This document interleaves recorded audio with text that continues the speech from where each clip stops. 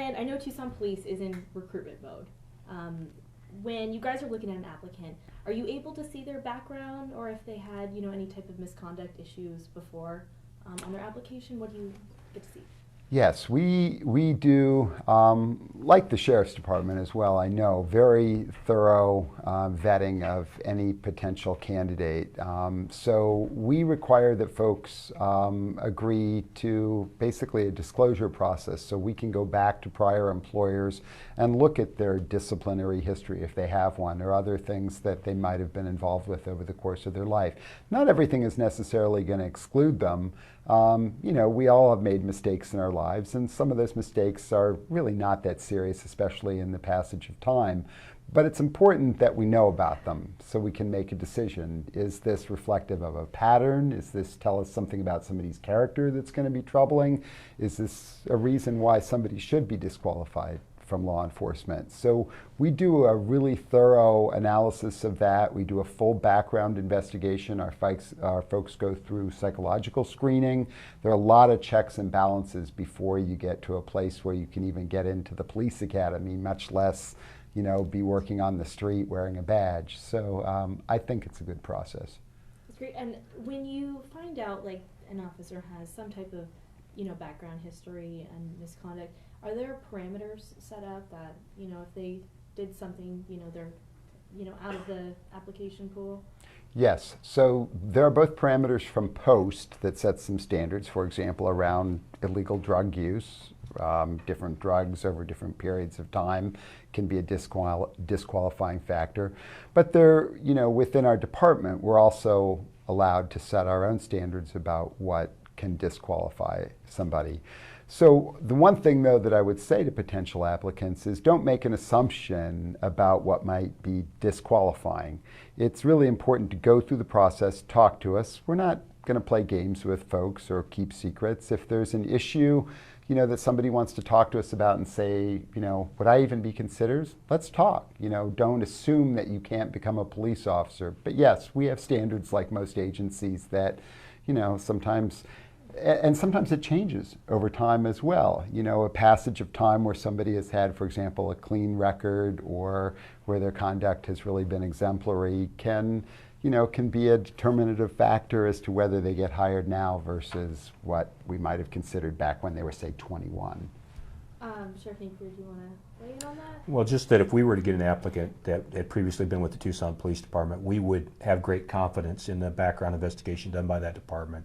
And in this state, we share information very, very well. And that's really not a problem. What was frustrating for me, because I was the background sergeant for the Tucson Police Department at one time, is when you have an officer from another state and all they will say is, yes, he worked here from this month in 1981 to this month in 1985. And that's all that you know. And then you have to dig with other resources to try to figure out, well, why did the person leave? Are we sure about this background? Because once hired, it's more difficult to let somebody go than to say, this isn't a good fit for you. You might want to stay where you're at. Exactly. And now, in that Wall Street Journal article, they talked about union rules and how they come through for officers or deputies when they're under investigation. Can you both kind of weigh in your thoughts on the union rules and how they go into play during the investigation? Well, different states have different levels of protection that come with law enforcement union membership. For example, California and some other states have what's called a Police Officer Bill of Rights, which can be very protective of officers' privacy and can make it very difficult to share information or to gather information about an investigation that might be ongoing or even something that happened in the past. Arizona does not have the same sort of protections as the Police Officer Bill of Rights per se, although local contracts that police officers might have with their agencies, whether it's in Tucson or Phoenix, do provide certain levels of protection.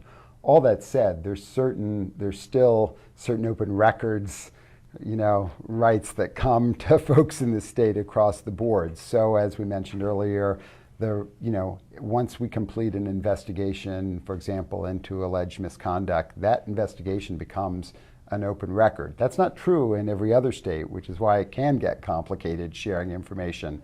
In Arizona, that is a public record. So whether that's something that another department would want to look at, or whether it's something that we would share perhaps with a prosecutor's office or whoever, or even private citizen, that creates a little different dynamic. So it's not quite the same.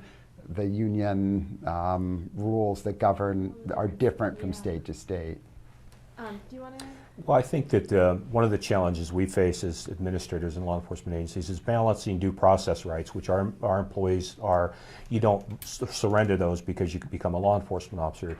And the unions or the representative bodies have a role in ensuring that due process is extended to their members, and we embrace that. But at the same time, there's a higher standard for law enforcement officers and misconduct, and the public rightly expects that we're going to hold ourselves to a much higher standard than private business might with respect to conduct of our employees, because they have such tremendous power in the community.